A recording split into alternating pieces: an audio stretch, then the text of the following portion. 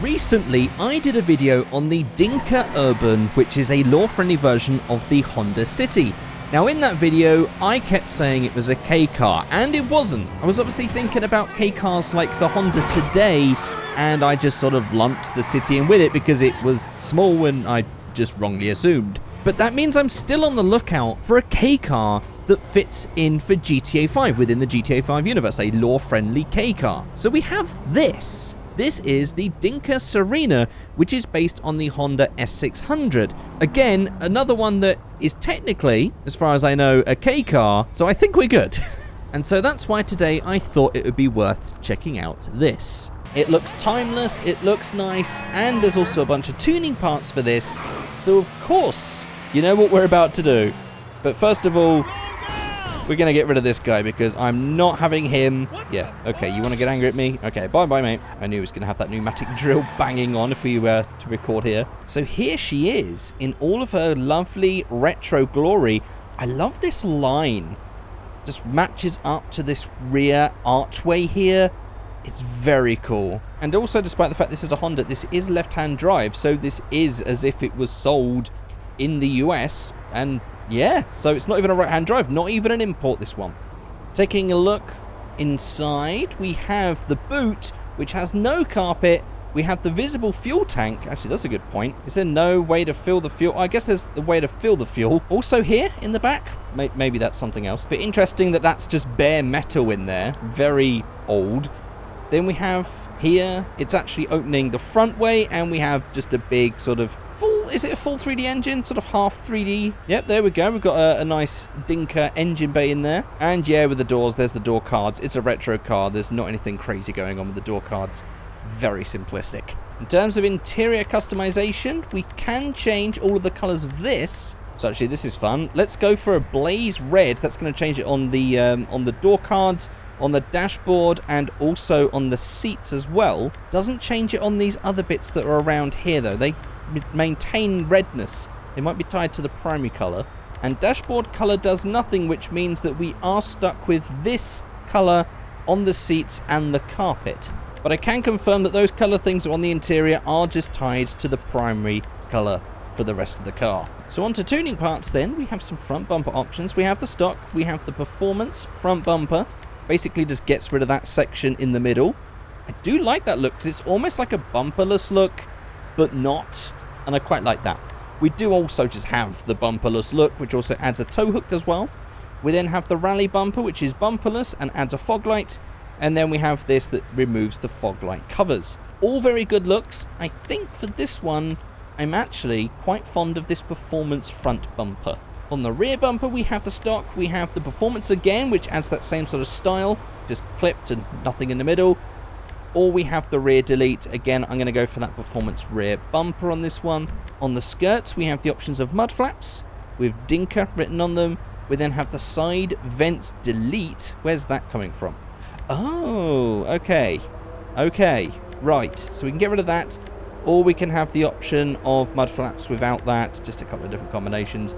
I mean, the vents kind of look like it should be a performance-y thing, so it feels like they should stay.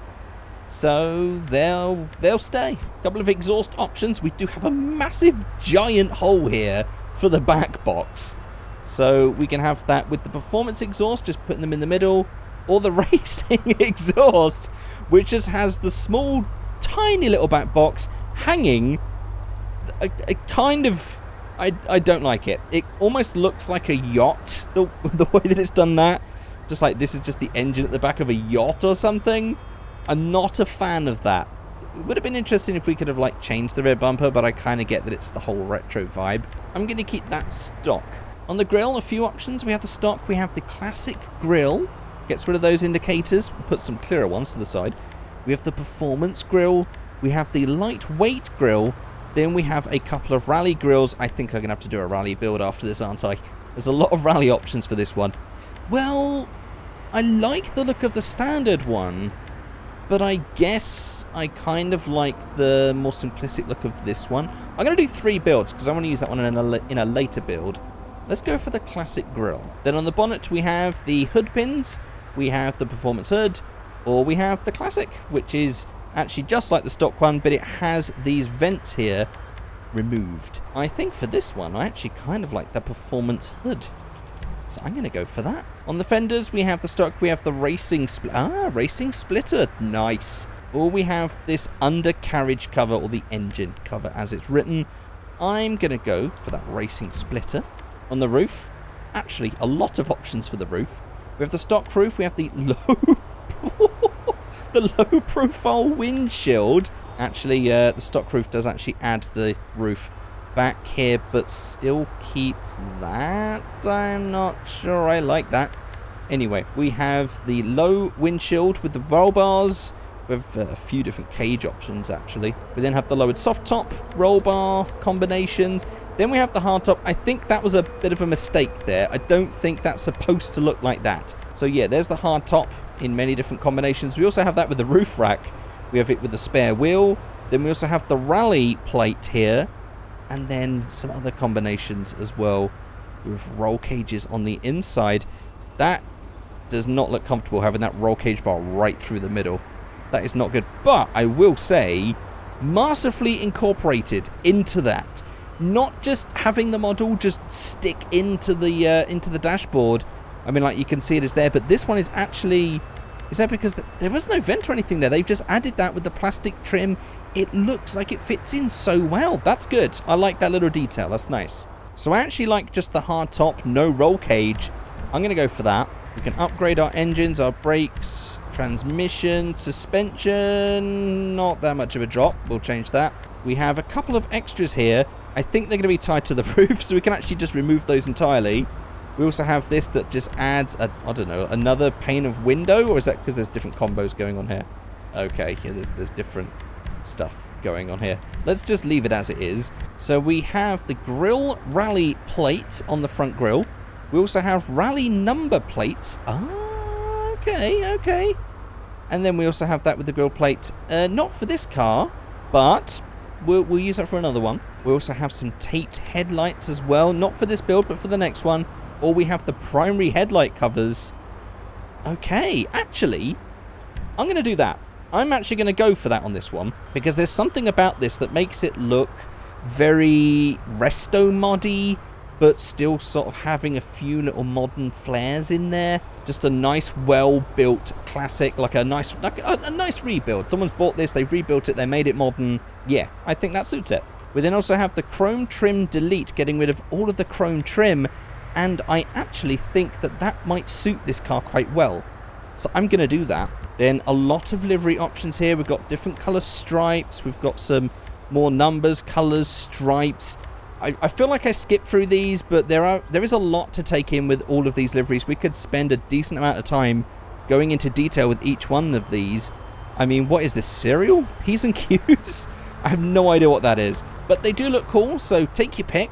I mean, you could always just leave a comment if there is one that stands out of all of these liveries that we have on show. None of them are going to fit anything I want, at least for this build, so that's going to be a no. For the wheels, I'm going to go for the Watanabes, or the Watanabe reps. I have noticed that brake caliper is really digging into these wheels here, sadly.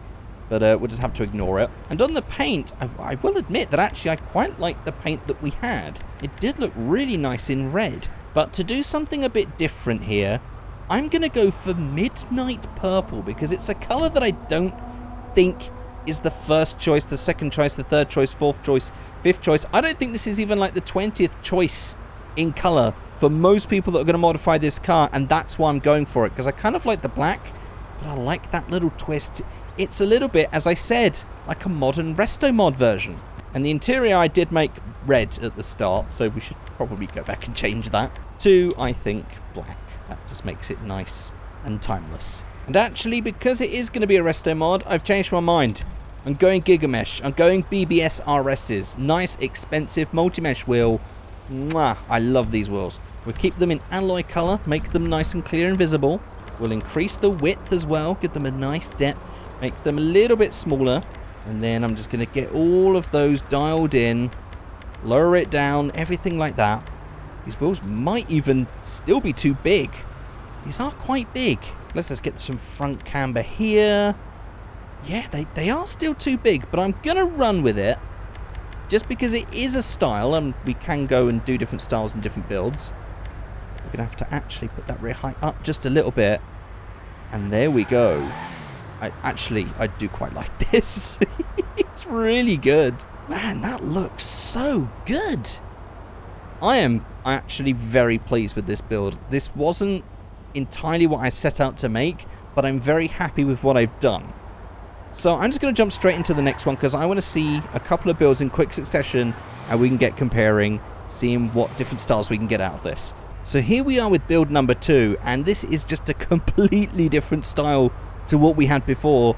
I've gone full rally with this one, but I haven't gone the rally like you guys normally expect me to. I haven't gone for these knobbly tired off-road wheels. I've just gone for these simple steel wheels. I've made it muddy, of course, still.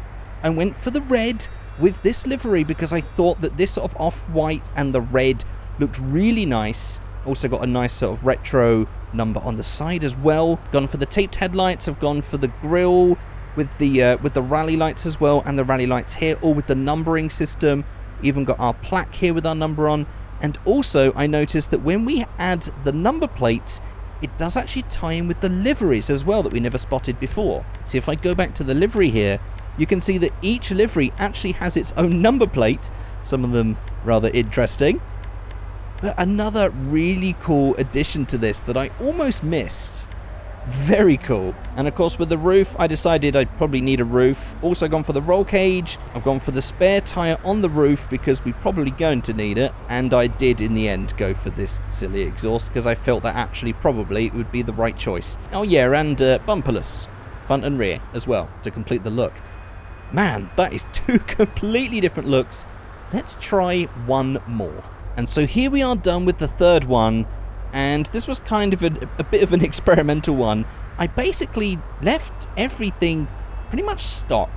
I went for the roofless thing just because I thought it would look quite cool with the roof down. All I really did was I slammed it down to the ground, I added these wheels and I just cambered them. I made them really small, and I was just kind of curious to see what would happen if we just leave it relatively stock and classic looking, but just put some wheels on like this and cambered it and slammed it to the ground. And I like it for the simplicity, but I'm in love with this. Absolutely in love with it. I love this resto mod look and style. I'm also very happy with this rally mod. This now, okay, you guys always moan at me that when I go rally, I actually go in like a really odd direction with it. So I think you guys might actually enjoy this one more than my regular rally ones. But there we go. That is it. You guys can let me know in the comment section below which one you prefer out of 1, 2, or 3. If you have got all the way to the end of this video, you've watched the whole entire thing, you can say cab in the comment section below. But that is it. Thank you so much for watching. And that is it. Thank you and goodbye.